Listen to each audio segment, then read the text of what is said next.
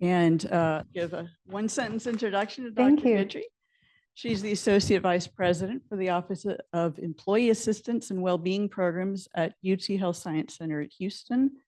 She's a licensed mental health provider, and she's in charge of things like counseling services, well-being, work-life balance. She's also an executive coach, and she's going to be doing some exciting things in the upcoming time. So welcome, Dr. Guidry. Thank you.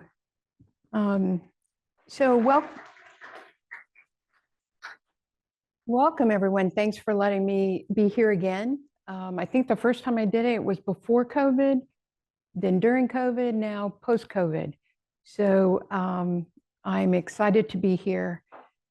We do a lot of work with our postdocs and our doctoral students at UT Health around things like work-life balance, and as well as what is it like to have the stressors associated with the positions that y'all are in right now. So I'm going to just share both the science as well as some key pieces of information.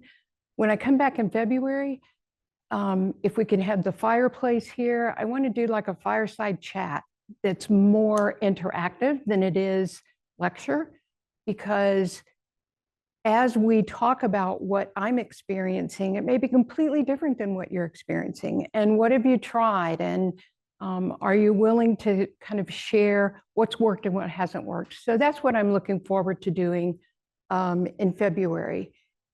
I like that interactive piece because, as my daughter will tell me, that my brain doesn't necessarily work like hers. So if I can hear what's going on in your mind and what's impacting on your life, then we can move a conversation around what works and what doesn't work. So that's what I'm looking forward to in February. So I say a practical guide, and practical is a term that can be defined by many people in many different ways. So as we move through this, if a question comes up, please don't hesitate to ask, even online, because I may be moving in one direction and you may want to go back in a different direction. So to begin with, we want to explore the daily challenges. Everyone came here or their institutions with a commitment to advance either your science, your position, your opportunity to work with some key experts in the area, and to advance your career. But life happens during this time. And what impact does that actually have on you? So we want to talk about some daily challenges. We want to talk about the meaning of stress and flourishing. There is, I'm going to reference this book if anybody has seen it before, No Mud, No Lotus. And one of the things about this book that I love is that it takes us back to the fact that stress is required for change. And one of the things that we want to talk about is just because we are stressed doesn't necessarily mean we're doing things wrong. And it's about having that thought partner to deal with, am I moving in the right direction? Is there somebody else, some other way that I can go? So that's another thing that I want to talk about, which is flourishing. And then I want to talk about possible 1 to 2 simple strategies that will immediately improve your work and life coordination. So if you can tell, I don't want you to do a whole plan. We're going to talk about 1 or 2 major things. At UT Health, we have adopted the SAMHSA model, 8 dimensions of well-being. And why do we do that? Some people have 12, some people have 6, some organizations out there break it down even further. We use 8 because it most often aligns with what are the things that are going on at our workplace and with the collaborations that we have with other organizations. So it's not a balancing act. And one of the tools that we're hoping that you will use will be able to identify where are your priorities. And maybe it's okay to be out of whack for a while. Not everything can be equal. Anyone get married recently?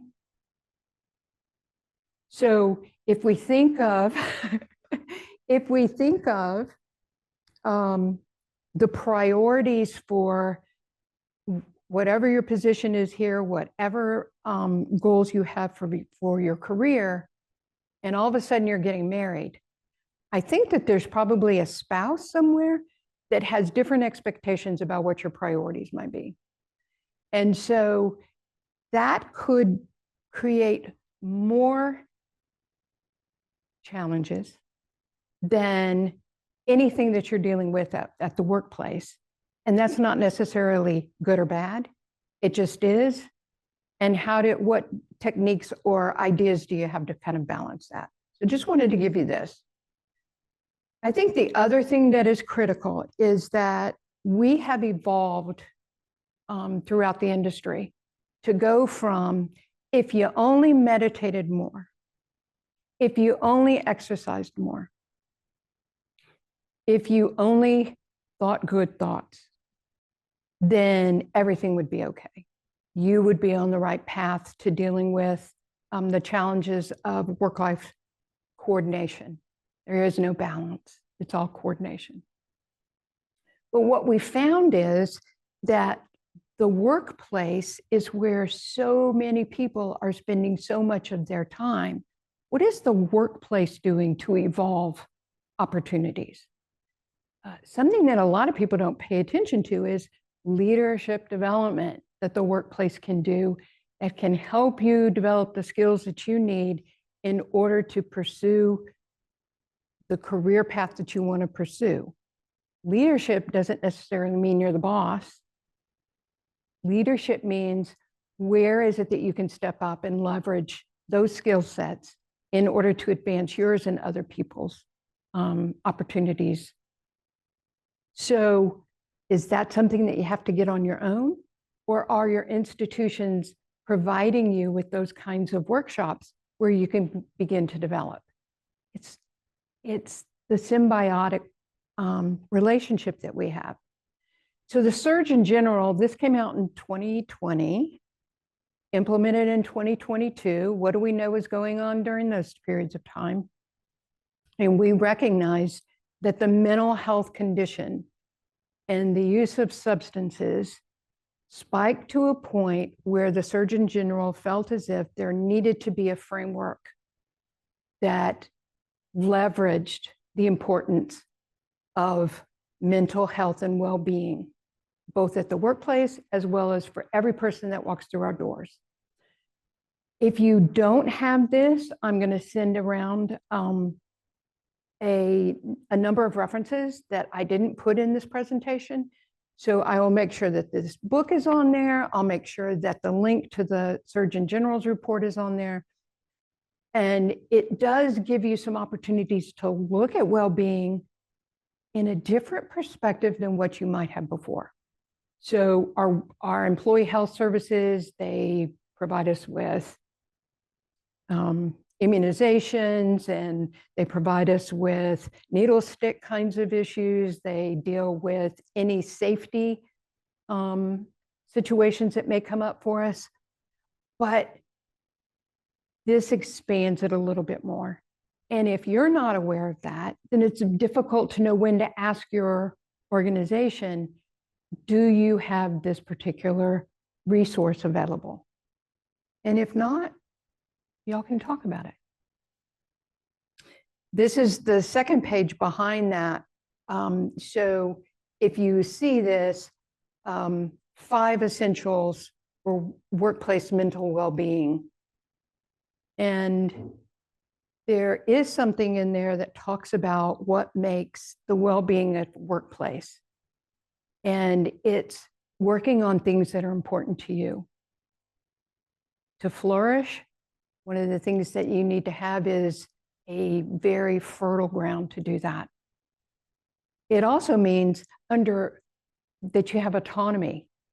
But autonomy doesn't mean you get to do everything that you want to do. Autonomy means that you can pick and choose with your director, your PI, with the organization about what type of autonomy that you have so that you can begin to see, yes, I'm accomplishing something. I have the autonomy that I need. And what does that do? That improves our mental health. It talks about opportunity for growth. He calls it work-life harmony. I like that term, but it's not a musical harmony. It's really about prioritizing which sections are most important to you right now. So this is a great reference that I have as I'm beginning to coach or mentor, whether they're residents, whether they're postdocs, whoever they are that come in that may want a little bit more structure around life's not working right now, and I'm not able to perform the duties that I need to at my workplace. So just some caveats, there's no magic bullet. There's not one thing that I can put up here that will resonate with each one of you. So this is a journey that I say requires a trusted thought partner, an advisor. Many of you may have employee assistance programs out there. You may have student counseling programs out there. Use them to say, I just need to talk through something. So there's not one solution. There is a gold standard that says if you don't measure it, you don't know what you're going to need to fix. And so there's some of the tools that we're going to talk about a little bit here. If you don't measure where you stand on your interpersonal relationships and your community relationships and your overall feelings of worth, then how are you going to know what are you going to fix? Are you just going to go exercise more? And that's the target that we, when we say gold standard, it doesn't mean that exercise isn't good for you. It just may not result in the things that you're looking for. And that's why these assessments that we have in here is going to be critical. The brain is your biggest obstacle. So tell me, did I hear that there are some people that are doing some neurocog kinds of research? No? Okay. So we're going to talk a little bit about why our brain is our biggest obstacle. And then each person's circumstance requires different strategies. So even though 3 people say they're going to increase their physical activity by this much each week, how they choose to do it may work differently for all 3 people. It's not about just doing what somebody else does. All right, so the anatomy of an emotion. The reptilian brain. Anybody have some idea about where that comes from? Or what the functions of that are? Keeps our bodies going, kind of keeps everything going. It's the most critical piece of our everyday breathing, feeling, are things working? But the number one purpose of our brain is to do what? Anybody's idea? Keep us alive. So we go back to the primitive brain, and it says, I'm going to fight, flee, freeze, right? If I see that there's danger coming, that's my number one thing. So I need to reserve as much energy as possible in case something happens. So how does this play out in a day-to-day venture with you? It plays out with us being told that if you only did the same behavior for 60 days, you're set free and you've got a new habit in place. And the reality is 60 days is torture, but it's not going to result in long term. I had 60 days of physical therapy after a back surgery not long ago, and I thought I was on the road. Well, when physical therapy was no longer authorized and I had home exercises to do, I went back to saving my energy in my brain. I'll do it tomorrow. It's not so bad. My brain just kept saying, you don't need to keep doing those kinds of things. So the brains is not there to help us achieve. It's there to help us reserve our energy in case that tiger comes. So we don't need to worry about that with the reptilian part of the brain, the brainstem, because that's what kind of keeps us breathing and everything. The next is the higher level. How do I make sense out of all of this? This is not the place either that kind of, it justifies why we might do things. It helps us problem solve, but it doesn't keep us towing or building a new roadway to a new behavior. But this one, the limbic system, is the thing that keeps us stuck. And why is this important as you're looking at your work-life coordination and your work-life opportunities to improve? Because it's going to tell you everything's okay. So basic thing, doctor comes in and says, dentist comes in and says, oh, you're not flossing enough. So floss twice a day. Do it in the morning and do it in the evening. Oh, you jumped into bed and you didn't do it. Well, I'll wait till tomorrow because you know what? I don't want to get up and do that anymore. So the critical piece of this limbic system is to not change. What do we know? That this is the place where a lot of impulsive behaviors happen.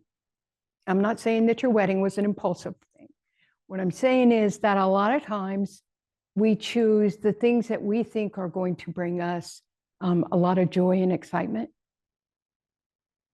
And especially during the snow days. Anybody see with all the ice, a truck with a couple of young adults on trash can lids being pulled around and thinking how much fun this is? When, what do we know? Well, that part of the brain's probably not developed. That frontal part's probably not developed as much. And there's probably not as much thinking that I'm going to be the one that hits that fence and crashes or falls over and breaks my arm. So those are the kinds of things that are important for us to pay attention to. It shouldn't stop us. It just keeps us being aware that there's something that's so primitive in our lives that we need to overcome in order to feel more positive. The good news is there's a couple things that the brain loves that we're going to talk about in a little bit. So, what do you consider to be the ideal behaviors or strategies to achieve your ideal coordination? What has somebody done in here or online? Feel free to, if you're on Zoom, feel free to chime in. What have you done that you've been able to sustain that's brought you a little bit more coordination?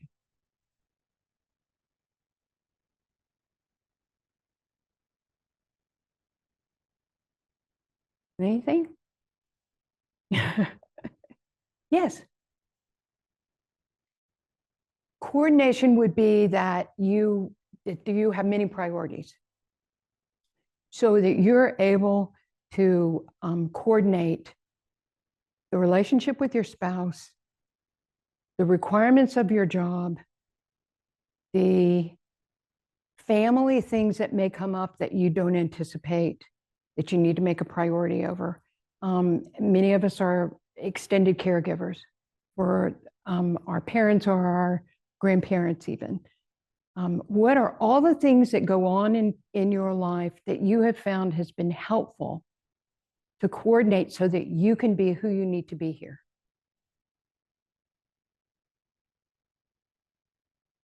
And why did I say you need to be who you need to be here? Because this is your journey right now. And y'all have goals to accomplish whatever it is that you want with your career. And sometimes life gets in the way. So what are some of the tools that people might have used? Yes.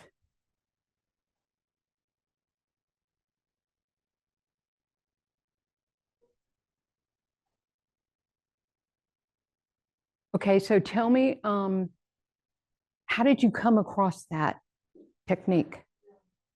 Oh.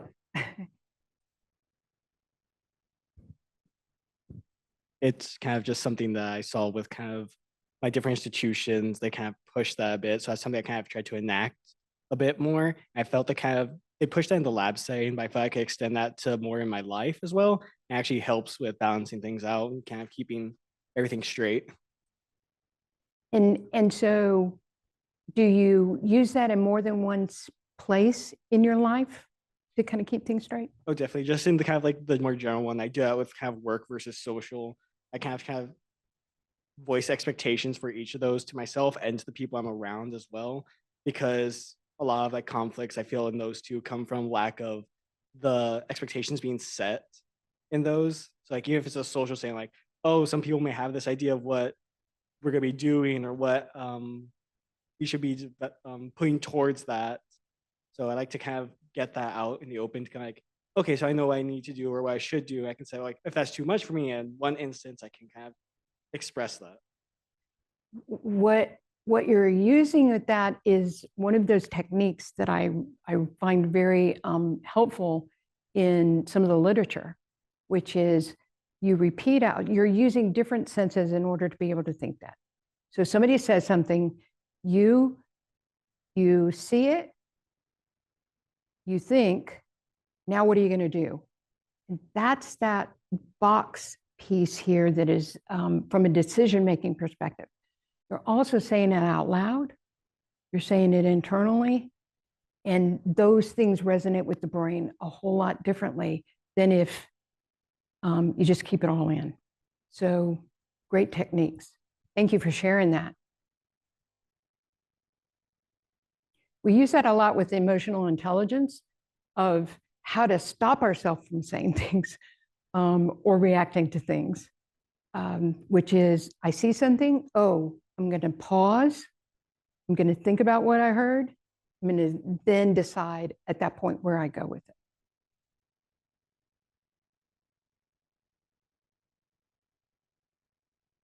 Anybody else have something that's similar like to that they may want to share? Okay, so then, yes, good. I could have just said it out loud. It's so simple. It's very, very almost the exact same thing as he described, but rather than saying it out loud, I actually journal. And it's something that I accidentally picked up in the kind of the middle of the pandemic when everyone was mentally struggling. I just started journaling every day, and it's different than my work notebook, my lab notebook. It's a personal journal, and it just helps me reflect on the things I'm balancing in life, but also being able to see those reflections on paper. So it's like a mini chalk talk every day. So again, we're talking about the brain connection here. When you write something down, the brain can absorb it differently than if you hear it, differently than if you just experience it some other way. So those two techniques of verbal and written will begin to pave a new path in your brain to say, let's be consistent. Some of us have every intention to journal. I adopted my daughter from China, and I brought a journal because I wanted her to be able to read the experience that I had from when she was, 10 months old to now.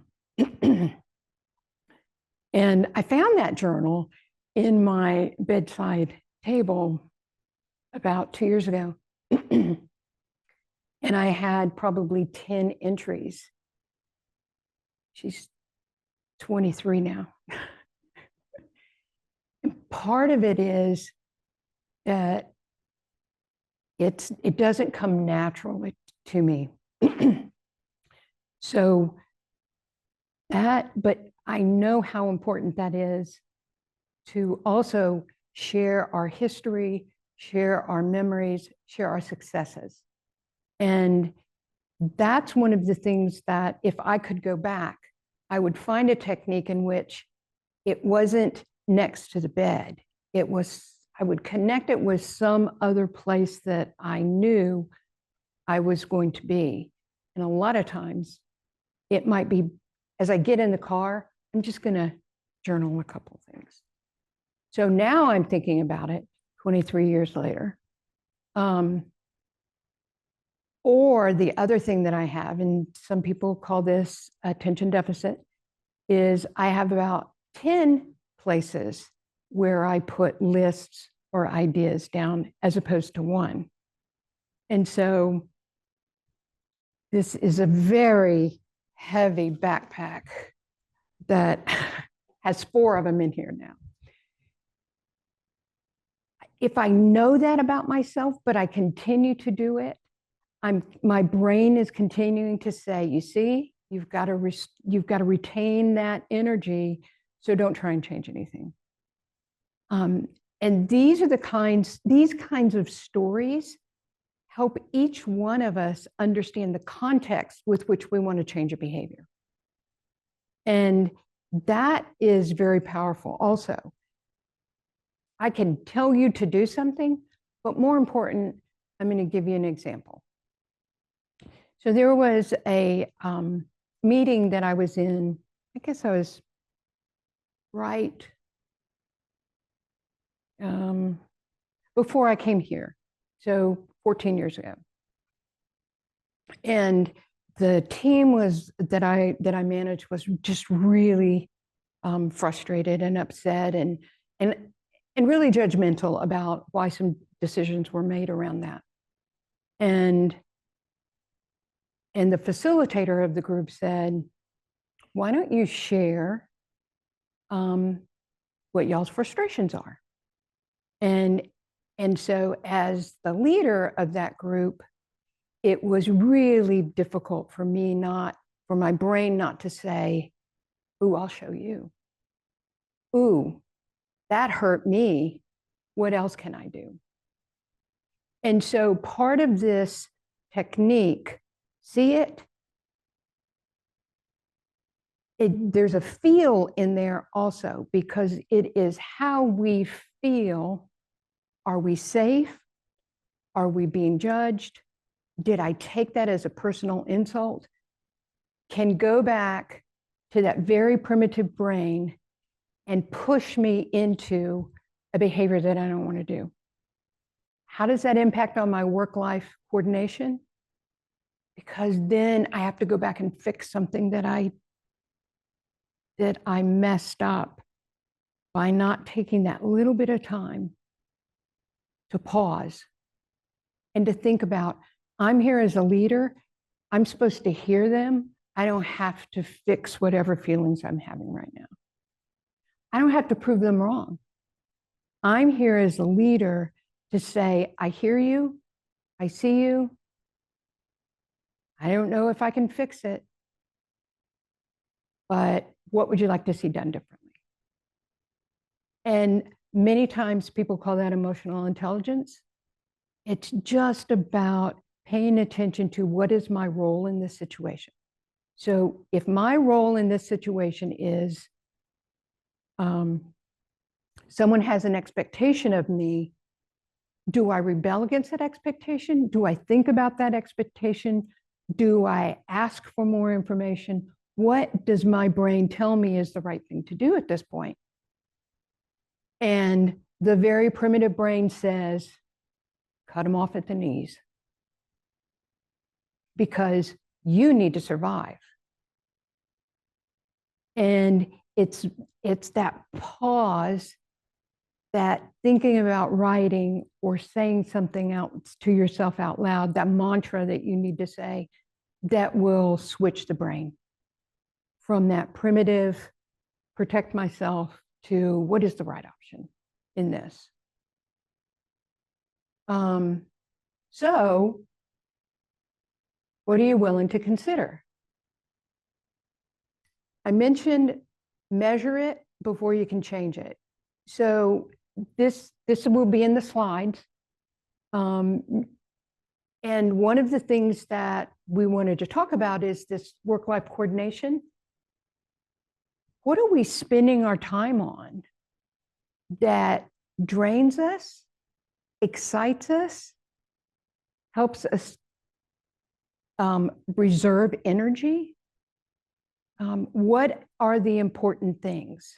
And a lot of times, if we don't answer these questions honestly and really think about the answers, and even grab a thought partner with a coach or with an advisor or with a counselor, then we're going to stay stuck where we are. So what are the activities that exhaust you at work? Just think through that question. We all have a lot of stuff we do every single day. And sometimes we end up spending so much time on the things that exhaust us that we don't get the results of what brings us joy. What's the excitement? And in science, there's a lot of times where I won't call them failures, I will call them results that don't necessarily validate what it is that we're trying to do. If that energizes you, then that's fabulous. At the point where it stops energizing you, something's different. It's about change in how we do things. So these questions are there to prompt, to make you curious about how are you going to do a marathon for the next, how many years? 3, 5? I won't tell you how long I've been in the workforce. But there are times when we do get exhausted with some of the things that we're working on and some of the expectations that our leadership may ask of us. And if we tell ourselves that this is not what we came to do, then now's the chance to say, but what else? What other options do I have? What else am I thinking about? I love the idea of saying, everyone's going to go out for happy hour. And for the real social person, that is fabulous. I've got so many excuses why happy hour is not my favorite thing. One, I'm a substance abuse counselor, so that's number one. The second piece is I have a license, so I don't want to have someone say you need to go before the licensing board and defend something that could have happened. Uber is great, but a lot of times people observe different behaviors at different times. So what are the activities that exhaust you outside of work? Putting dishes in the dishwasher. especially when somebody else said that they would do it. Those tasks in which you thought you had a partnership and there's energy around that. And then list some activities or some people that also exhaust you. So this is one of the tools that we use when someone says, I'm really struggling. I think I'm on the verge of burnout. Let's talk about what kind of energy this is taking and where is that needed. So after hours emails, I may come in and say, I'm telling you, Dr. So-and-so, that I don't answer emails after hours. Well, maybe a dialogue about that I have the baby at home, I'm taking care of my grandmother, whatever it might be. Is there some way we can adjust that where there's a different option to me doing that? I don't want to work on weekends. Well, am I limiting myself with that request, or is there a dialogue I can have with somebody around that? List some people that exhaust you, and sometimes it's a family. Sometimes it's those phone calls. Sometimes it's me perceiving that they need more from me than what they do.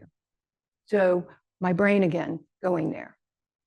And the other tool that we use here is the wheel of life and the wheel of wellness. Not everything can be a priority. Not everything is going to be equal. So if for the next 2 years, your priority or you want to focus on money management, and that's number one, then there needs to be some adjustments in some of these other areas that are there. And the wheel of wellness. Sleep. We can't, without the sleep, our brains don't heal. So one of the great advancements of the functional MRIs is to see the impact of sleep and the impact that it has on our eating habits and our ability to think and pause before we react, and on our blood pressure, all of it. And so we need to pay attention to that too.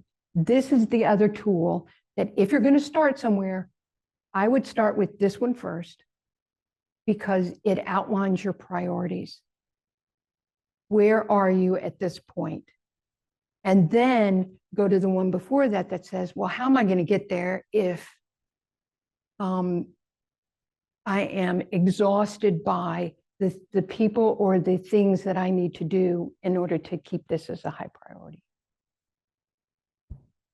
So what does flourishing mean? Anybody heard that word before?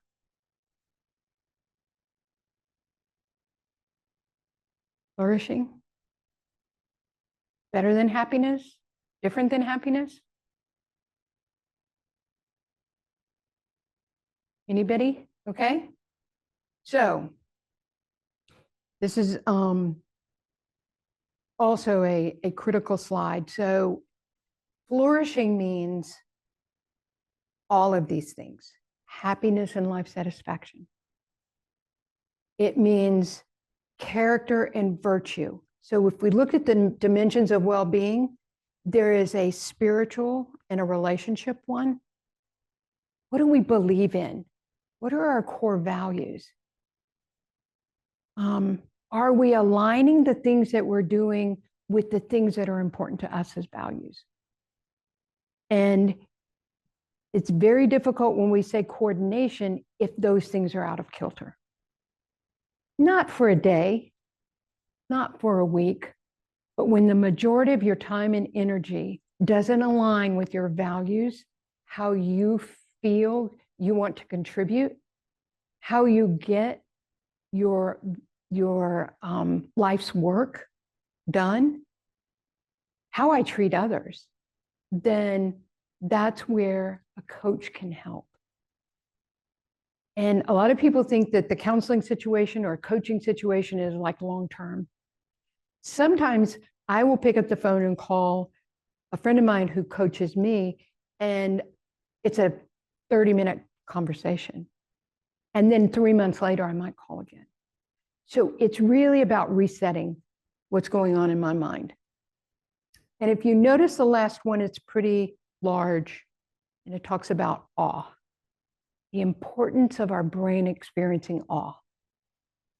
Anybody have an example of when they've felt as if there was something more powerful than themselves that they just observed or was involved in, and it just brightened their well-being?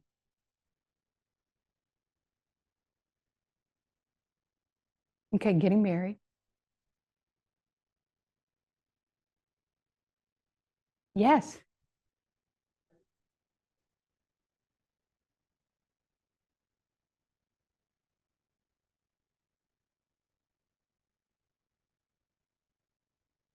And so do you have the do you have the microphone that you want to give to him? Yeah. Because I don't think I can say it again the way you did. Thank you.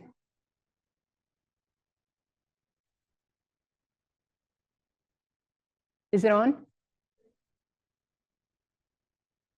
Can you hear me? Yes.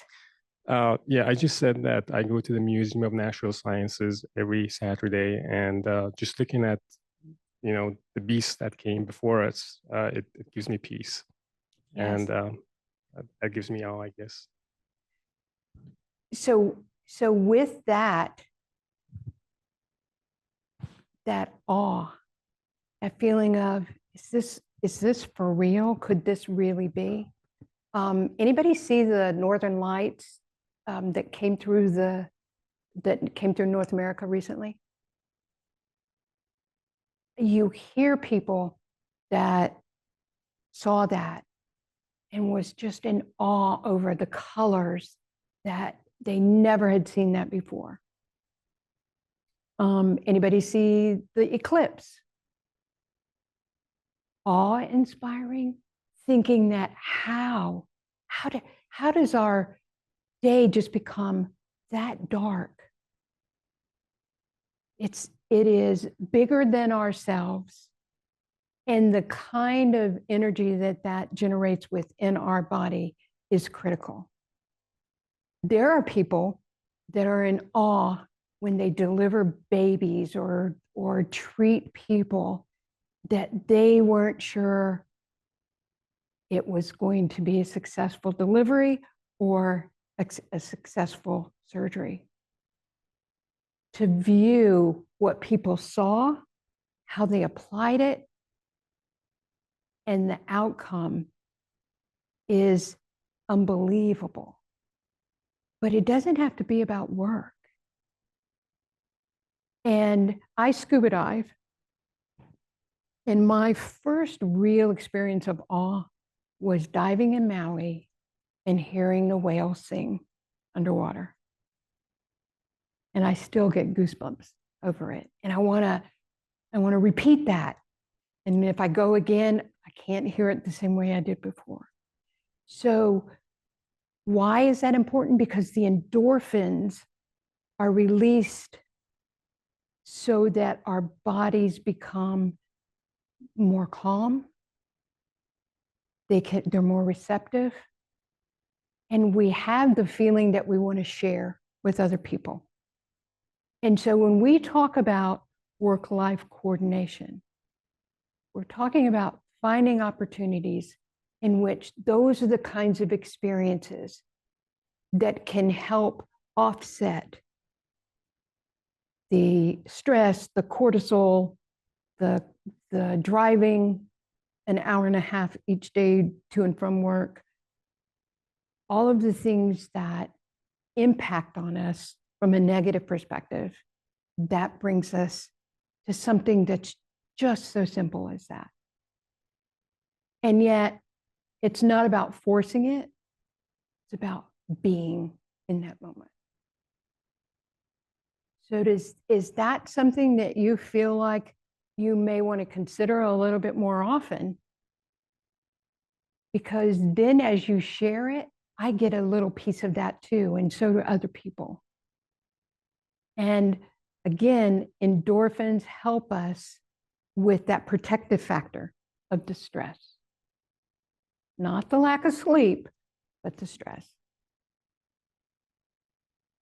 So these are critical. Close relationships, the meaning and purpose of what we're doing. And one of the items that I'm going to put in the handouts also is called a values assessment. And it's going to ask you to circle, what are the 10 values that you want? And then it's going to ask you to circle what are the 5 ones. And then of those 5, it's going to get you down to something. And then what do? Are you able to participate in activities that align with those values so that you're not spending all of your energy justifying or denying or avoiding the things that drain your day-to-day energy for something that you're trying to accomplish. So here is the science also on the tipping point. So good stress. We need to remember no mud, no lotus. So if there was no mud, lotus would not grow out of the mud and be as beautiful as it would. And when it dies, it becomes part of the mud again because it begins to break down and the flower is not there anymore. So without the mud, without these stressful situations that help us see something that we couldn't see before, we're not going to achieve the things that we need to achieve in a different way. So if we're looking for a stress-free environment, I'm going to say that that's not necessarily the goal that you need to have.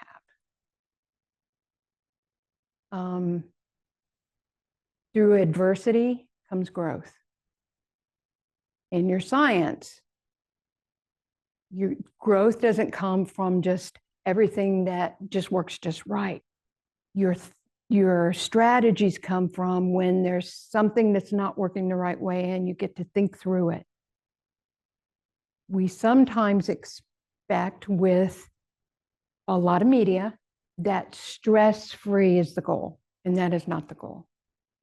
The goal is to look for opportunities in which you can ask yourself, why was my reaction to that situation the way it was? What am I feeling, thinking, needing based on that feedback? And how am I going to come out on the other end of this in a way that's more productive than it was before?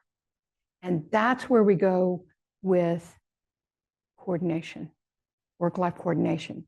The tipping point, when your values don't align, when your communication doesn't align, when your self-talk doesn't align, when you can't pause anymore, then you go to the mental, physical, emotional breakdown. And if someone is having a difficult conversation or you're having a difficult conversation with that person, then the first reaction is what I explained before, which is, oh, I'm going to take them down at the knees. Maybe there's something that I need to hear that they're saying that I hadn't thought about before. Was that uncomfortable for me? As you can tell, I'm still feeling it. What's more important for me is to say, I hadn't thought of what you just said. I'm not sure what to do about it. I hear you. I'm not sure how to fix it, but I'm open for conversations. It is about me learning something different and new to move things forward. So if you look at all of the literature out there, advertisements, it's about stress-free life. this again says growth requires getting uncomfortable with being uncomfortable. We think of how beautiful our diamonds are and how long are they down in dungeons with the carbon, developing everything that they need to come out to be that sparkling diamond. The lotus can't be a flower if there's not mud. However, when the majority of your time goes over to the burnout, the work dissatisfaction, exhaustion, then be vulnerable enough to ask for help in a way that says, I got to talk through this. I'm not sure what's going on, but it's been going on for a while. So what should be done? There's two things that we hear in our organizations. One is we have so many resources that we want you to use. We've got employee counseling, we've got our meditation, we have our podcasts, you've got your benefits. Go forth and prosper. But most important, go ahead and meditate, because we've got meditation 3 times a week for 15 minutes, and here's how you get it. And what do we hear from our other employees? Fix the system and quit telling us to meditate. So what we know is both are true. There need to be ways in which our leadership pays attention to what someone is saying from an employee population, but it's also important to think through what it is that you want to say. Because if somebody comes to me and says, I'm exhausted, if I'm a fixer, I'm going to say, take a day off. You've got a mental health day in our benefits. Go ahead and take that day off. And then they're right back coming after that one day without a clear understanding what to do. And if I'm their leader, I may not be the right person to fix it for them. I may need them to go strategize with somebody else and come back with some ideas. So,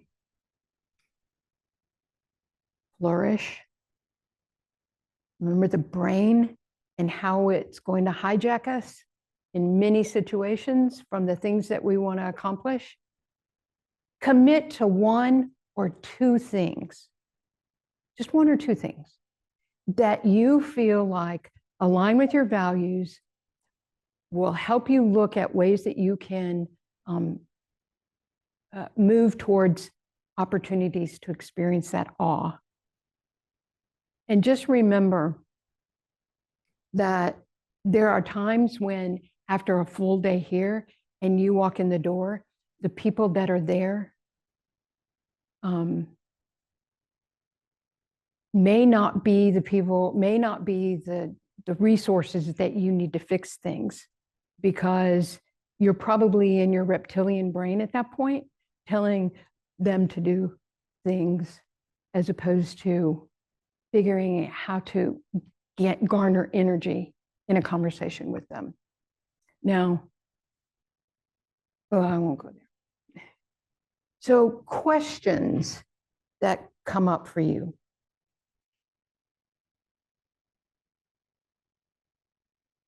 People probably thinking I had, okay, if you just did jump rope and hopscotch, you'd feel better.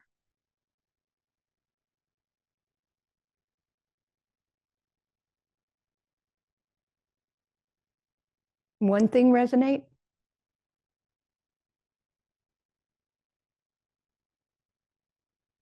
Okay. Awe is one of those things. Everybody's going to go to the Museum of Natural Science and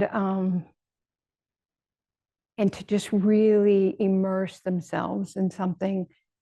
Just the snow in Galveston on the lawn was just unbelievable. Driving here, not so much. But those are the kinds of moments that will release those endorphins to give you that opportunity to be where you need to be as you continue your journey. Thank you so much for letting me be a part of this. And my email is on the handout. I do not have any problems with people emailing and saying, where do I find a coach? Where do I go if I want some assistance with something? I'm glad to be a thought partner around that. As we think through this for the next couple of weeks, if you had a fireside chat and you wanted to know one strategy, like what is my why? Why am I doing all of this? Those are the kinds of things that we can just talk about in the group instead of just a lecture. So I'm happy to be here. Thank you all so much for being a part, everyone on Zoom also. And I'll make sure these resources get back out so that y'all can distribute those along with the presentation. So Great. thank you. Thank you, Dr. Guidry.